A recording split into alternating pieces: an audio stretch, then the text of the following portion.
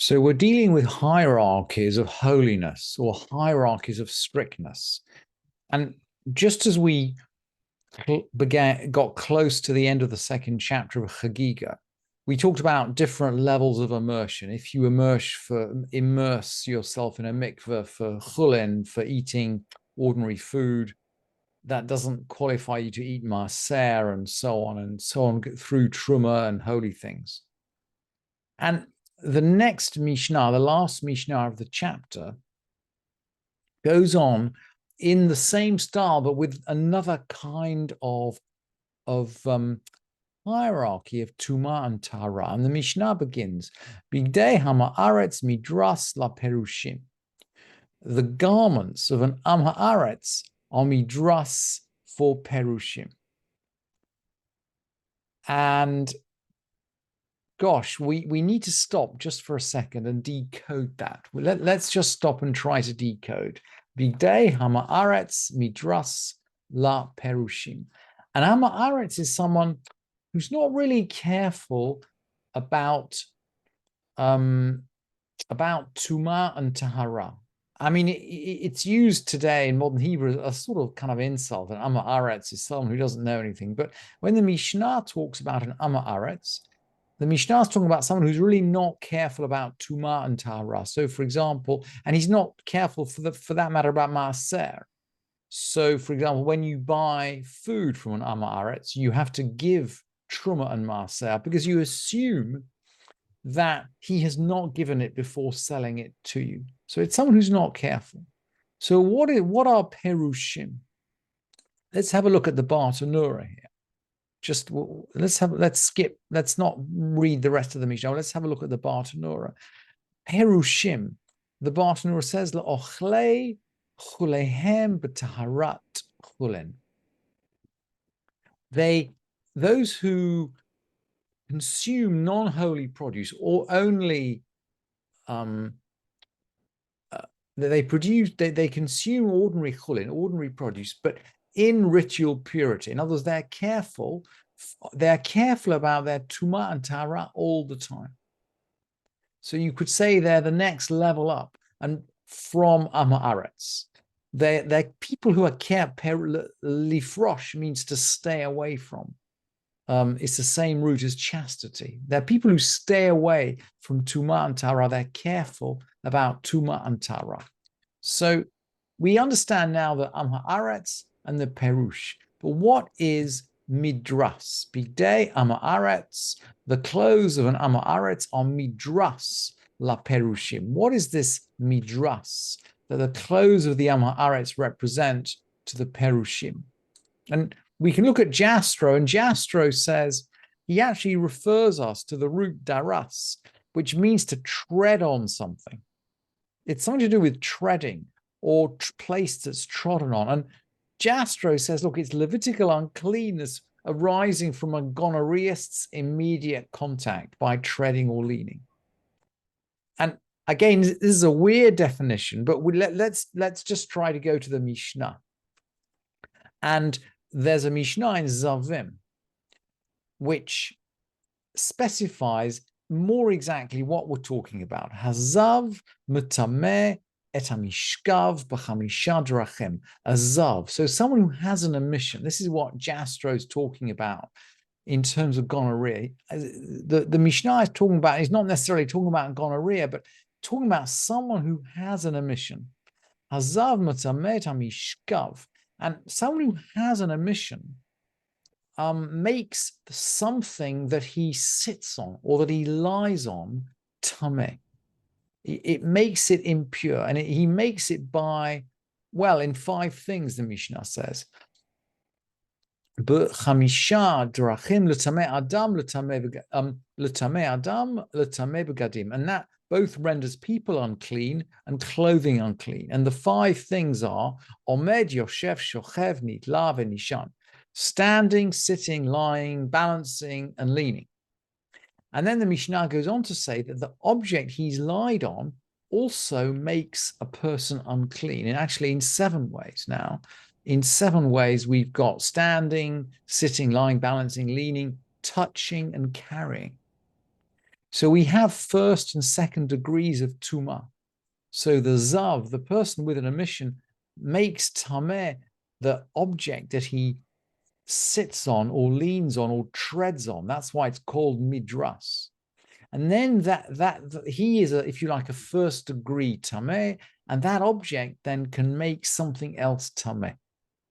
And this kind of this second order tumah is called midras because it's like touching.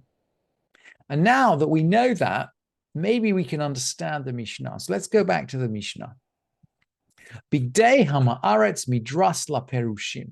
The garments of an ama'aretz are midras la perushim. That is to say that the garments of an ama'aretz, so the garments of someone who's not careful about tumah and tahara, and we assume that he's kind of sat on those garments or lain on those garments. People go to sleep, right, in their clothes in the time of the Mishnah. They're midras la perushim. They're assumed that they might carry tumah, and so a perush, someone who's careful about tumah and tahara, wouldn't touch those. Or if he did touch them, he'd consider himself tameh and he'd need to immerse at the end of the day. So he'd keep away from them. But the Mishnah continues. Bigdei pirushin, bigdei parushin midras lochlei truma. The garments of perushim are midras for those who eat teruma. So if you're a kohen, right? If you're a kohen, you're going to eat truma. So you keep yourself at a higher level of tahara than an ordinary perush who's just normally careful about tumah and tahara. And we're saying that the clothes of the perush are midras to someone who eats truma. The Mishnah continues. It's going to set out this hierarchy. Bigdei ochlei truma midras la kodesh. The clothes of someone who eats truma, this is an ordinary priest. Midras la kodesh are midras for sacred things. Sacred things, in other words, things offered up on the altar, things that are really sacred. Truma is moderately sacred, but every kohen can eat truma, whereas not every kohen is offering up offerings on the altar. And the altar offerings are actually not the most sacred things. So the Mishnah goes on then with the next level, and we've seen this in previous Mishnayot. Bigdei kodesh midras lachatat.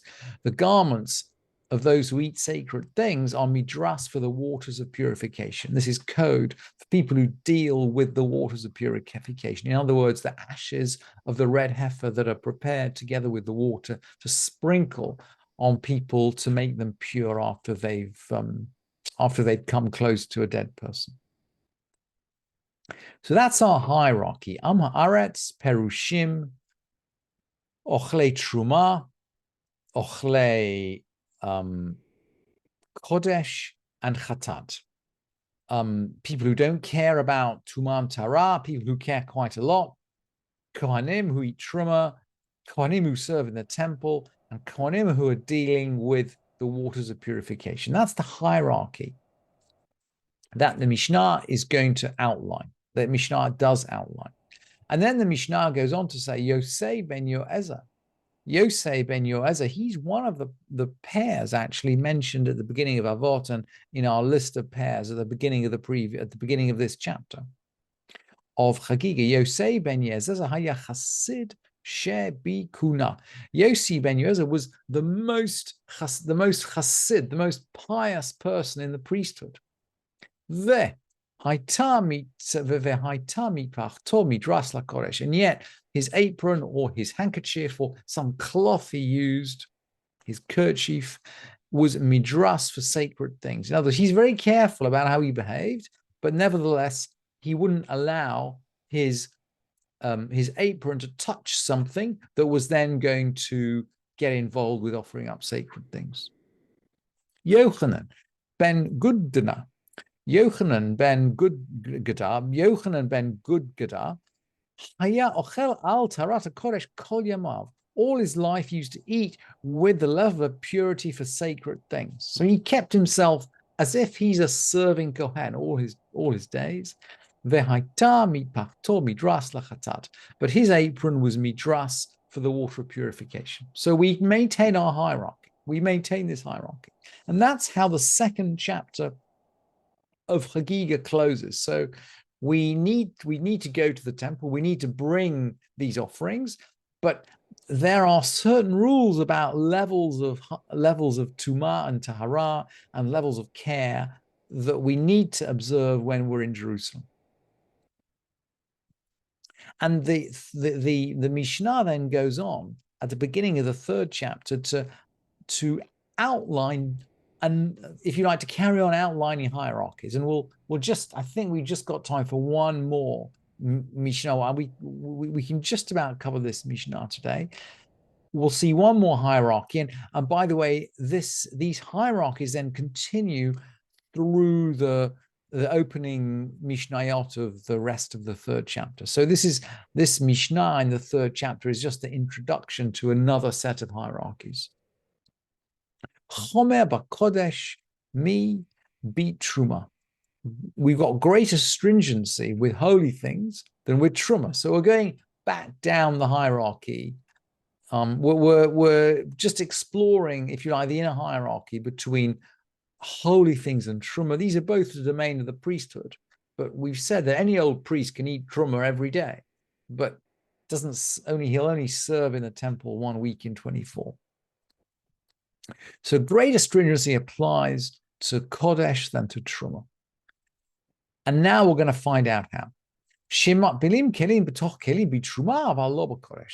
dealing with truma, you can immerse vessels within vessels. So in other words, you've got 2 pots you're immersing. You can put one pot inside the other pot. And we're not worried in case, the 2 pots touch inside. Maybe the water of the mikveh won't get all the way around them. As far as truma is concerned, we're not anxious about it. You can put a pile of pots, one inside the other. You immerse them. It's fine for truma, aval lo b'kodesh, but not for sacred things. The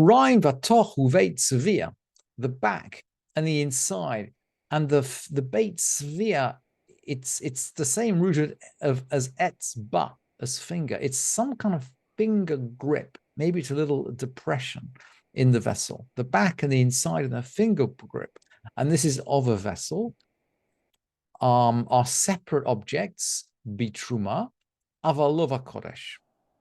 The back and the inside and the finger grip are separate things for truma. In other words, if one of them becomes tameh, it doesn't make the rest of the vessel tameh. So if the outside of a vessel touches something which is tameh, food inside isn't immediately contaminated, at least not as far as truma is concerned. Aval lo b'kodesh, but not for sacred things. As far as sacred things are concerned, if there's something sacred inside that pot, even if something tameh touched the outside of it, the inside is considered contaminated. Hanoseh et hamidras, noseh et hatruma. Someone that carries midras can carry truma. So we're thinking about maybe somebody carrying, 2 pots in his hand. So he's got something which is midras, something which is impure in one hand. He's got a pot containing truma in the other. And I guess he carries some second order tumah from the midras that he's carrying, but he can carry the outside of a pot, and what is inside the pot is not affected if it's truma. Aval lo et hakodesh, but not sacred things. You wouldn't carry midras in one hand and sacred things in the other. And the Gemara actually has a story about someone who he had a sandal that was tameh, and I think the strap of the sandal broke, and he bent down and he picked it up and put it on top of a pot with holy things, and then the lid moved and the sandal fell in the pot. One of these terrible accidents. And the thing, you don't want to run the risk of making holy things unusable. You'd have to burn them. So we separate these things out for holy. We separate out these holy things. Bigdei ochlei truma midras la kodesh. The clothes of people who eat truma are midras for kodesh. So that's a quote that from the previous Mishnah, the end of the previous chapter. And that, of course, maybe that's the link between these 2 Mishnayot. And then we're going to summarize with, if you like, the general principle. And we've seen this before. Lo chamidah kodesh midah truma. The level or the measure for truma is not like the level for sacred things. Sheba kodesh matir umnagev umatbil ve'achar kach kosher. For in the case of sacred things, we have to untie it, dry it, immerse it, and afterwards tie it. What are we talking about here? We're talking about something we want to immerse. And it might be, according to the Rambam, it's something like a bed, which is made in multiple parts. And the Rambam is saying, look, no, you have to take these parts apart and dry them off and then immerse them separately and then put it together again. Maybe this is just a garment that is tied up with a belt. But again, the Mishnah is saying, look, you have to untie it all, separate it all to all, and immerse it in the case of Kodesh. But uvi truma, in the case of truma, kosher ve'akach kach matbil. In the case of truma, you can tie it all up, whether it's a bed or whether it's a garment. We're not quite sure. It depends on the commentators. But the point is you can tie it all up and then you can immerse the whole thing. And we're not worried that the knots in the garment or the tying up of the garment is going to invalidate the immersion.